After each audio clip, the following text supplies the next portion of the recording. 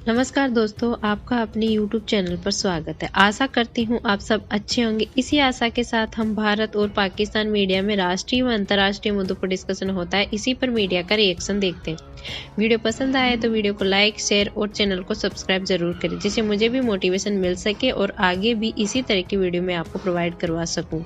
फिर मुलाकात होगी आपसे अगले वीडियो में। जय हिंद, जय भारत। आप खुद देखिए कि जूते खाने के बाद भी इन लोगों को कोई शर्म हया नहीं है। तो हम डूब रहे हैं इस वक्त। हिंदुस्तान से मिन्नतें कर रहे हैं जी, हमारे से बातचीत कर लें, हमारे से गलतियां हो गई, हमने कोई 3 जगह गिरा के मार खा ली। शहबाज शरीफ साहब ने जो उठ के बयान दिया कि जी हम इंडिया के साथ बैठना चाहते हैं, अगर आर्टिकल 370 को वो जो रिवोक किया उसको खत्म कर दें, ऑल दैट, उसका स्टेटस बहाल कर दें, तो वो आगे से भारत ने क्या किया, उन्होंने हंस के उड़ा दिया। उन्होंने कहा आपकी हैसियत क्या है जो आप हमें। मुल्क का वज़ीर आज़म कोई भी बन जाए, वो दर दर पर जाकर कर्जे मांगता रहेगा और शर्मिंदा होता रहेगा। करते हो आप, ठेकेदारी करते हो इंडियन मुसलमानों की, आप किस बेसिस पे करते हो? क्या आपने पूछा है उनसे?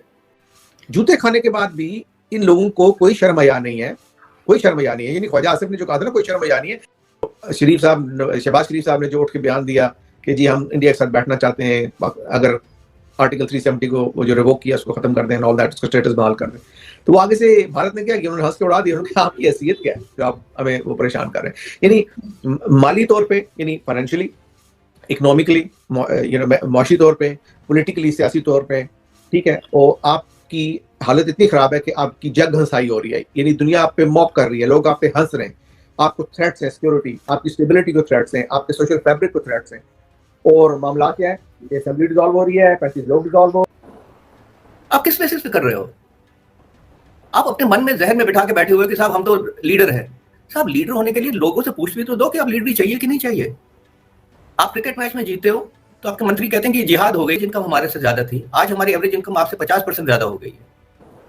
तो आप डिसाइड करो कि आप क्या चाहते हो, और वो डिसीजन उनसे जो इंडियन खारजा पॉलिसी है ना, उसको टो करने वाली बात है, क्योंकि इंडिया की शुरू से ये खारजा पॉलिसी रही है।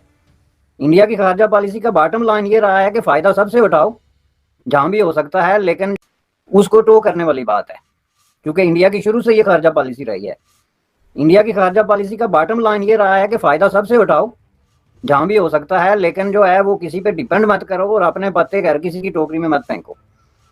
तो उसके लिए ज़ाहिर है इंडिया के पीछे एक हिस्ट्री थी और दूसरा एक बैकबोन थी, जिसको इकोनॉमिक बैकबोन और पॉलिटिकल स्टेबिलिटी और एक पॉपुलेशन और एक उभरती हुई जो है आईटी इंडस्ट्री, उभरती हुई फार्मासिस्ट जो है, प्रोडक्शन है फार्मास्यूटिकल, और उभरते हुए ये इंडस्ट्रियल बेस, ये सारी चीज़ें उसको बैक करती थी। ज़ाहिर है तो उस पर अमेरिका खामोश रहा है।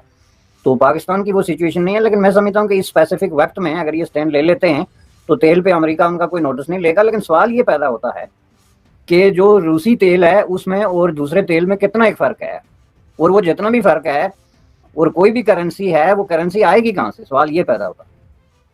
क्या वो करेंसी जो है वो आप IMF के कर्जे या सऊदीया के डिपॉजिट्स या चीन से तो अब आप उम्मीद ना रखें ना। वो चीन अगर अब कुछ देगा भी तो जो वो सैलाब के हवाले से उन्होंने ऐलान किया, दैट्स इट। तो अब ये कैसे आगे चलेगा, सवाल ये पैदा होता है। ये मेरे मेन जो है ना वो सवाल है। बिल्कुल सही कहा आपने ब्रिसेस साहब कि ये चीज़ चलेगी कैसे और ये पैसा आएगा कैसे, क्योंकि अगर तो आपके अपना ये जो जैसे फॉर एग्जांपल सऊदीज़ भी ये कह रहे हैं, चाइनीज़ कह रहे हैं कि हम अपनी करेंसी में काम करेंगे, डॉलर के ऊपर जो है वो जाहिर बात एक सवालिया निशान आएगा, क्योंकि ये डॉलर को नीचे करना चाहते हैं। पाकिस्तान की ट्रेड हब जो गरीब मुल्क है वो कहाँ से डॉलर लेके आए, ये बात, इसमें भी वजन है बड़ा। जाहिर बात है हम होस्टेज तो नहीं रह सकते at the end of the day. जिस तरह वो डॉक्टर जयशंकर कह रहा है कि भाई मेरी आवाम की जो पर कैपिटा इनकम है वो $2000 है, यूरोपियन आवाम की पर कैपिटा इनकम $50,000 है। तो आप लोग तो अच्छे भले पैसे कमा रहे हो, हम क्यों गरीब लोग जितने भी इंडिया, पाकिस्तान में, जहाँ पे बांग्लादेश में, इन खित्ते में जहाँ पे भी गुर्बत है, ठीक है, चीज़ें जो हैं वो हम क्यों अपनी कुर्बानी दें, किस चीज़ की कुर्बानी दें और कितनी देर दें। ये तो वो जैसे आपने कहा कि इंडिया वाली पॉलिसी के सब जो अंडे हैं वो एक ही बास्केट में। कभी हम इतने गिरे नहीं हैं जितने आज गिर चुके हैं। Agreed. कभी हमारी माशियत इस क्राइसिस में नहीं है जो आज गिरी है। कभी लोगों को इस मुल्क से मायूसी इतनी नहीं जितनी आज है। 8 लाख हमारे नौजवान पढ़े लिखे प्रोफेशनल छोड़ के चले गए मुल्क 7 महीने में। मुल्क पे कांटा डाल दिया, आधा मुल्क टूट गया। कितनी एग्जांपल्स हैं। यानी इन्होंने बलूचिस्तान अभी तक रिकवर नहीं किया। खौफ है बलोच इलाकों के अंदर कि वहाँ इतनी नफरत हो गई है पाकिस्तान के खिलाफ। मैं आज आपको बता रहा हूँ कि पाकिस्तान के क्राइसिस उधर पहुँच जाएगा जो सबके हाथ से निकलने वाला है। पाकिस्तान की इकॉनमी, IMF का मिल भी, पहले तो IMF के पास अगर जाना पड़ेगा इनको, नहीं तो वो रुपया जो डिफ़ॉल्ट के ऊपर गया तो वो आप सोच नहीं सकते कि मुल्क क्या होगा। तो जब जाएंगे They've decided to go. महंगाई आएगी क्योंकि इन्होंने तो मुल्क की इकोनॉमी तबाह कर दी है। ये तो दुश्मन भी ना करता जो इन्होंने किया 7-8 महीने में। मुल्क की यानी जो हमारी कैपेसिटी है कर्जे वापस करने की, exports, remittances, industry, tax collection, वो सब नीचे चली गई है और ऊपर से कर्जे बढ़ गए हैं। तो इन्होंने तो वो मुल्क से किया है जो कि अगर कोई दुश्मन होता वो ना करता। जो इकोनॉमिक्स समझता है, पॉलिटिक्स समझता है, सबको पता है कि हम श्रीलंका के सिचुएशन से कोई महीना दूर हैं। श्रीलंका सिर्फ 2.25 करोड़ लोग थे, यहाँ 22.5 करोड़ अवाम है। एक दफ़ा ये शुरू हो गया इंतशार जो होने वाला है, बिजनेसमैन सड़कों पे हैं, पैसे हैं नहीं इनके पास LCs खोलने के लिए, $4 अरब की वहाँ गुड्स पड़ी हुई हैं वहाँ कराची पोर्ट के ऊपर, शॉर्टेजेस आनी शुरू हो गई हैं। आगे खतरा तेल नहीं होगा, जब आपकी रेमिटेंसेस भी गिर गई हैं, एक्सपोर्ट्स भी गिर गए हैं, तो डॉलर तो कम आने शुरू हो गए। तो हम डूब रहे हैं इस वक्त, डूब रहे हैं, वाकई डूब और रहे हैं। अगर ये इस वक्त ना कदम उठाएंगे, और एक ही कदम है कि आप किसी तरह स्टेबिलिटी पैदा तो आप ठेकेदारी करते हो इंडियन मुसलमानों की, आप किस बेसिस पे करते हो? क्या आपने पूछा है उनसे? आप किस बेसिस पे कर रहे हो? आप अपने मन में जहन में बिठा के बैठे हुए कि साहब हम तो लीडर हैं। साहब लीडर होने के लिए लोगों से पूछ भी तो दो कि आप लीडर चाहिए कि नहीं चाहिए। आप क्रिकेट मैच में जीते हो तो आपके मंत्री कहते हैं कि जिहाद हो गई है, ये तो जो इस्लाम मुस्लिम कौम है उसकी जीत हो गई है, तो साहब बहुत अच्छी बात है। आप तो हर जगह जिहाद देखते हो। मैं ये नहीं कह रहा हूं कि आप मत देखो, मैं तो ये कह रहा हूं कि आप डिसाइड कर लो कि आपको चाहिए क्या, आपके नेशनल इंटरेस्ट में क्या है, और आप बहुत बहुत इंटेलिजेंट लोग हो, आप डिसाइड कर लो।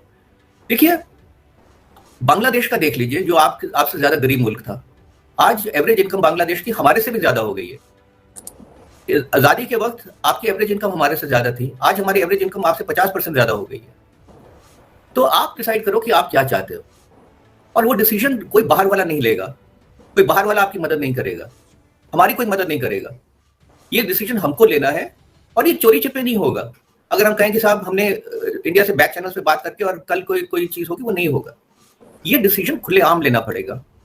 अब आप ये देखें कि आप ट्रेड की बात करते हैं, है ना, ट्रेड की बात करते हैं कि अगर हम भारत से कुछ सामान लेंगे तो भारत की इकोनॉमी में फायदा होगा, ठीक है, पर वही भारतीय इंडियन चीज जो आप 10 रुपए में इंडिया से ले सकते हैं, वो आप दुबई से 60 रुपए की लेते हैं, तो क्या भारत से नहीं जाती है? क्या भारत से ही जाती है। आप क्या करते हो कि अपना इंटरेस्ट देखने की जगह आप ये देखते हो कि इंडिया को नुकसान कैसे पहुंचाया जाए। तो जिस दिन आप ये देखोगे कि इंडिया को नुकसान, हम जो पॉलिसीज लेते हैं क्या आपको नुकसान पहुंचाने के लिए लेते हैं कि अपने फायदे के लिए लेते हैं? तो ये सारा निजाम इतना गला सड़ा है और इतना बदबूदार है कि अब इसकी बदबू खुल के सामने आ गई है। अब जो इसका ताफुन है वो फैल रहा है, और जो हरकतें हैं आपके तमाम रहनुमाओं की, उनमें से कोई भी किसी को लगता है कि मुल्क इतनी क्रिटिकल स्टेज पर है, इकोनॉमिक सूरत हाल कितनी बुरी है, 3 करोड़ लोग जो सैलाब ज़दगान हैं उनकी कोई पुरसान हाल नहीं है, उनकी जो हालात हैं वो दुगुर्गों से दुगुर्गों होते जा रहे हैं, other than those few fortunate जिनकी प्राइवेट है, जो NGOs हेल्प कर रही हैं। मुल्क के ऊपर जो सिक्योरिटी थ्रेट है,